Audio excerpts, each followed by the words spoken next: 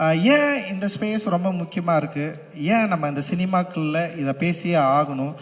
இதை பேச வேண்டிய தேவை என்ன இருக்குது அப்படின்றத வந்து கடந்த ஒரு 10-12 ஆண்டுகளாக நம்ம வந்து தொடர்ந்து இதை வந்து பேசிகிட்டே இருக்கிறோம், ஃபைட் பண்ணிட்டே இருக்கிறோம். ஆனால் இது வரைக்கும் அதுக்கான நியாயம் கிடைச்சதா, இல்லை இதை பேசுறது சரிதான் அப்படின்னு எல்லாரும் ஒத்துக்கிட்டாங்களா? ஏன் இந்த சினிமாவில் நீங்கள் வந்து பேசிதான் ஆகணுமா, ஏன் பேசுகிறீங்க அப்படியெல்லாம் ஒன்றும் அவசியம் இல்லை.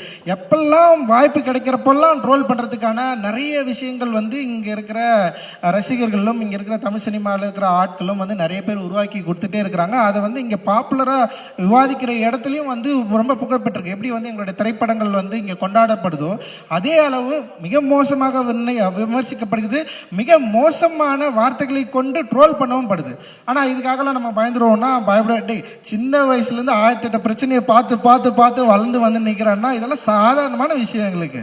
நான் தான் சொல்கிறேன். நான் மாரி செல்வராஜ் மாதிரிலாம் எனக்கு தைரியம்லாம் கிடையாது. மாரி செல்வராஜ் அவனோட பெயின் அவனால் சொல்ல முடியுது, நான்லாம் சொல்லவே முடியாது. என்னால் எனக்கு சொல்கிற தைரியமும் கிடையாது. ஏன்னா வந்து நான் ஃபஸ்ட்டு முடிவு பண்ணதே வந்து என் பெயினை நான் சொல்லக்கூடாது.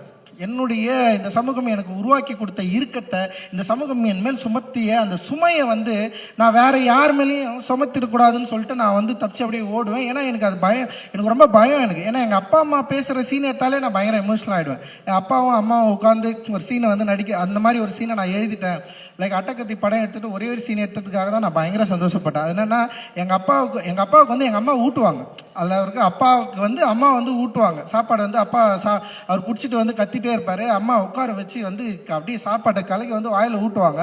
அப்போ பின்னாடி ஒரு பையன் என்ன பண்ணுவான்னா படிச்சுன்னு இருப்பான். அவன் கத்துவான், நான் படிச்சுட்டு இருக்கிறேன், நீங்கன்னா வந்து 2 பேரும் என்ன பண்ணுறீங்கன்னு. அப்போ அம்மா வந்து அவன் பையனை திட்டுவாங்க, ஆடனா நீ படித்தவொடனே கீழ்க்க வேணா அப்படின்னு சொன்னோடனே வந்து உடனே அப்பா வந்து அம்மாவை அடிக்க போவார்.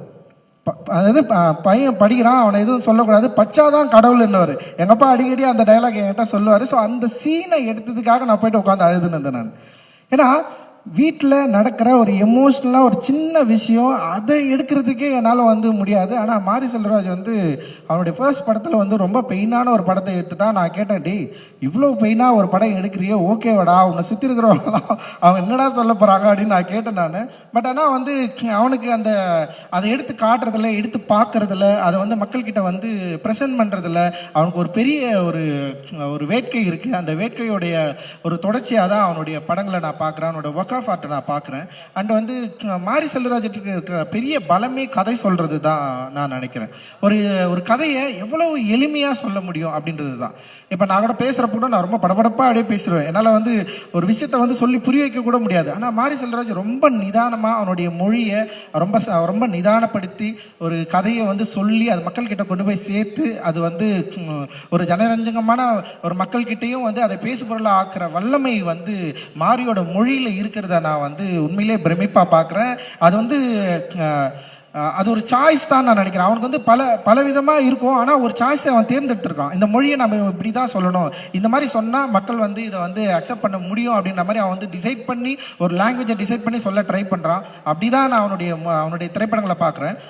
பரியரும் பெருமாளாக இருக்கட்டும், கர்ணனாக இருக்கட்டும், அப்புறம் வந்து மாமன்னன், இப்போ பண்ணிட்டு இருக்கிற வந்து இப்போ வாழை, அண்ட் வந்து பைசன் முதல் கொண்டு வந்து அவனுடைய லாங்குவேஜை ஒவ்வொரு படத்துலையும் வந்து கொஞ்சம் கொஞ்சமாக அப்படியே உயர்த்திட்டு வந்து அப்படியே மாறி மாறி வந்து ஒரு இடத்துல வந்து நிற்கிறான் அப்படின்னு தான் எனக்கு வந்து தோணுது. இன்னும் வெளிப்படையாக அவனுடைய வாழ்க்கையை பற்றி பேசுவதற்கு வாழை மூலமாக முன் வந்திருக்கிறான். நான் இன்னும் படம் பார்க்கல, என்னை படம் பார்க்க சொல்லி ரொம்ப நாளாக கேட்டுகிட்டே இருக்கிறான். 20 பார்க்குறேன் நான் சொல்லிட்டே இருந்தேன். அண்ட் வந்து நான் ட்ரெய்லர் பார்த்தேன், எனக்கு ரொம்ப கொஞ்சம் பயமாக கூட இருக்கும். அவன் வந்து ரொம்ப கொடுமையாக வந்து சில விஷயங்கள்லாம் காட்டுறப்போ எனக்கு நான் கேட்பேன், டே ஏன்டா இது. இப்போ மாறி மேலே இன்னொரு விமர்சனம் வைப்பாங்க.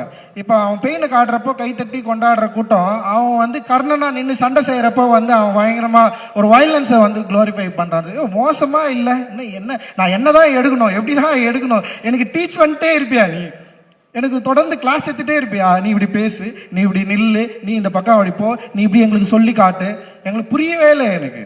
அப்போ ஒரு மொழியை ஒரு திரைப்படத்தை எப்படி சொல்லணுன்றத அவன் முடிவு பண்ணுறான். ஒரு படைப்பாளனா அவன் முடிவு பண்ணுறான். அப்போ ஒரு படைப்பாளன் முடிவு பண்ணுறப்போ மிகப்பெரிய ஒரு கொடூரத்தை நீங்கள் நிகழ்த்துறீங்க. என்ன நிகழ்த்துறீங்கன்னா வந்து பரியரும் பெருமாள் தான் நல்ல படம், கர்ணன் அவரை மாமன்னன்லாம் நான் மொக்க படமா எனக்கு தெரில. எனக்கு பரியரும் பெருமாள் ரொம்ப சூப்பரான படம். அதுக்கப்புறம் எனக்கு வாழை தான் பிடிக்கும். ஏன் அப்போ கர்ணன் ஏன் உனக்கு பிடிக்கல? ஏன்னா அவன் திருப்பி அடிக்கிறான். திருப்பி அடிச்சா அவனுக்கு பிடிக்காதா? ஏன் திருப்பி அடிக்கிறான்? என்ன பிரச்சனை அங்கே நடந்துட்டு இருக்கு? ஏன் அவன் வாய்ஸ் வந்து ரைஸ் பண்ணுறான்? ஏன் வந்து அதை ரைஸ் பண்ணுறதுக்கான சூழலை இந்த சமூகம் வந்து அவனுக்கு உருவாக்கி கொடுத்துருக்கு. இந்த கேள்வியை நீ உன்கிட்ட எப்போ கேட்டுக்க போகிற? ஸோ அந்த கேள்விக்கான பதிலை நீ தேடாமலே வந்து உனக்கு ரொம்ப ப்ரிவிலேஜாக, ரொம்ப சொஃபஸ்டிகேட்டடாக உன்னை வந்து துன்புறுத்தாமல் உன் நெஞ்சு அப்படியே வருடி, ஓகே நீ வந்து என்னை இப்படி கொடுமைப்பட்டிருக்கிற, அதனால் நான் இவ்வளோ கவலைப்படுறேன் அப்படின்றத நான் வந்து உனக்கு சொல்கிறது மூலமாக நீ ஓகே சூப்பர்ப்பா, இது நல்லா இருக்குப்பா அப்படின்ற ஒரு கம்ஃபர்ட் ஜோன்லேயே நான் படம் எடுக்கணுமா அப்படின்றது தான் இங்கே ரொம்ப முக்கியமான கேள்வியாக இருக்குது. அந்த கம்ஃபர்ட் ஜோனை உடைச்சி தான் அவன் கர்ணன் எடுத்தான், அந்த கம்ஃபர்ட் ஜோனை உடைச்சி தான் அவன் மாமன்னன் எடுத்தான். அண்ட் இப்போ திரும்பவும் வாழை எடுக்கிறது கூட அவனோட கம்ஃபர்ட்டில் தான் எடுக்கிறான். உங்களுக்காகவோ இல்லை வந்து நீங்கள் வந்து திரும்பவும் வந்து இந்த படத்தை வந்து பயங்கரமாக பரியேறும் பெருமாள் மாதிரி இந்த படம் இருக்குது அப்படின்னு பாராட்டுறதுக்காக எடுத்ததாக நான் நினைக்கல. அவனுடைய விருப்பத்தின் அடிப்படையில், அவனுடைய எண்ணத்தின் அடிப்படையில், அவனுடைய ஒர்க் ஆஃப் ஆர்ட் வந்து அவனுக்கு உந்துது. இந்த காலகட்டத்தில் இந்த சூழலில் இந்த படத்தை நீ எடுக்கணும்னு சொல்லிட்டு இப்போ எப்படி பாலுமகேந்திரா சாருக்கு வந்து ஒரு அழியாத கோலங்கள் எப்படி இருந்ததோ அது கிட்டத்தட்ட வந்து ஒரு ஒரு என்ன சொல்கிறது, ஒரு பயோகிராஃபி, ஒரு ஆட்டோபயோகிராஃபியோட இருக்கலாம் அப்படின்ற மாதிரி என்னுடைய யோசனையாக இருக்காது. ஸோ அந்த மாதிரி வந்து வாழையாக இருக்கலாம். என்னை பொறுத்த வரைக்கும் மாரி செல்வராஜர் எல்லா படமும் ஆட்டோபயோகிராஃபி தான். என் படம் எல்லா படமும் ஆட்டோபயோகிராஃபி தான். அட்டக்கத்திலிருந்து என்னுடைய வாழ்க்கையை நான் திரைப்படமாக எடுத்துகிட்டே இருக்கிறேன். என் அப்பாவது எடுத்தேன், தாத்தாவது எடுத்தேன், இதுக்கு முன்னாடி எடுத்தேன், அதில் எல்லாமே என்னுடைய ரூட் இருக்குது. ஸோ அப்படிதான் நான் இதை நினைக்கிறேன். ஸோ இந்த படம் வந்து அந்த அளவில் மக்கள்கிட்ட வந்து ஒரு பெரிய வரவேற்பை பெறும்னு நான் நினைக்கிறேன். செய்திகளை உடனுக்குடனும் துல்லியமாகவும் தெரிந்து கொள்ள சப்ஸ்கிரைப் பண்ணுங்க.